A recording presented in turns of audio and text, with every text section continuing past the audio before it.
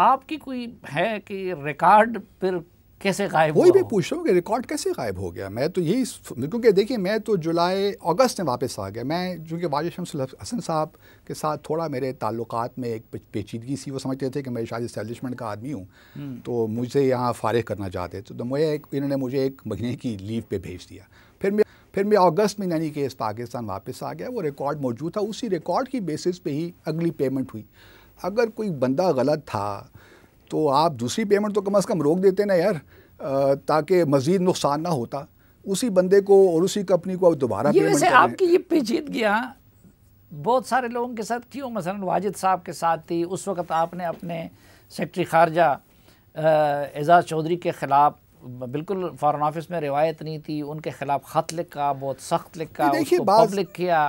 نہیں، میں نے پبلک نہیں کیا، دیٹ واز کانفیڈینشیل. جن لوگوں نے پبلک کیا میں جانتا ہوں کون لوگ ہیں، لیکن میں ان کا نام نہیں لینا چاہتا، لیکن میں نے پبلک نہیں کیا. وہ ان کا ایک لیٹر مجھے آیا تھا، میں نے اس کے جواب میں ایک لیٹر لکھا تھا، اور کوئی میں نے اس کو پبلک نہیں کیا.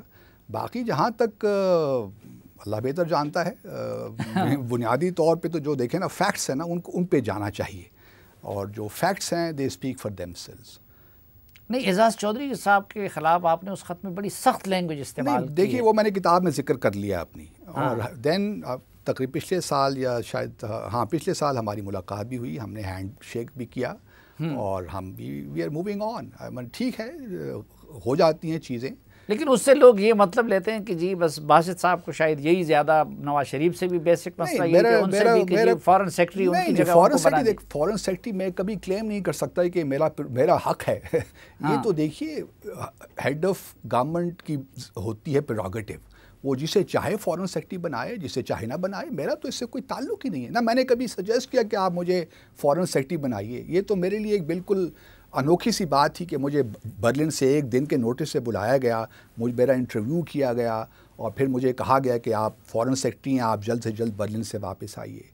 تو یہ ساری کہانی میں نے اپنی کتاب میں لکھ دی ہے. یہ تو میں نے کسی سے سفارش کروائی ہو، کسی سے کہا ہو. پھر کیا ہوا اس وقت؟ ہم نے بھی سنا تھا نا کہ آپ کو بنا رہے ہیں. اس کے بعد بس ہمارے کون لوگ رکاوٹ بنے؟ اب چھوڑیے، وہ کتاب میں سب کچھ ہے، لوگوں کے نام ہیں، اس لیے لیکن اللہ بہتر جانتا ہے کہ میرا کبھی بھی اس وقت خیال بھی نہیں تھا کہ مجھے فارن سیکرٹری بنا رہے ہیں. میرے ذہن میں شاید یہ تھا کہ مجھے برلن سے بیجنگ بھجوا رہے ہیں، چائنا، جو میرے خیال، کیونکہ میں ابھی جونیئر تھا. صادق صاحب مجھ سے سینئر تھے، اعزاز صاحب مجھ سے سینئر تھے، تو میرے لیے، لیکن چونکہ اعزاز صاحب اس وقت کینسر کے مریض تھے تو وہ ان کی برسلز پوسٹنگ ہو چکی تھی، جو مجھے طارق فاطمی صاحب نے بتایا، اور صادق صاحب چونکہ سیکرٹری تھے نیشنل سیکورٹی ڈویژن کے، تو اس کے بعد پھر شاید میرا نمبر تھا، تو انہوں نے سوچا کہ اس کو بنا دیتے ہیں.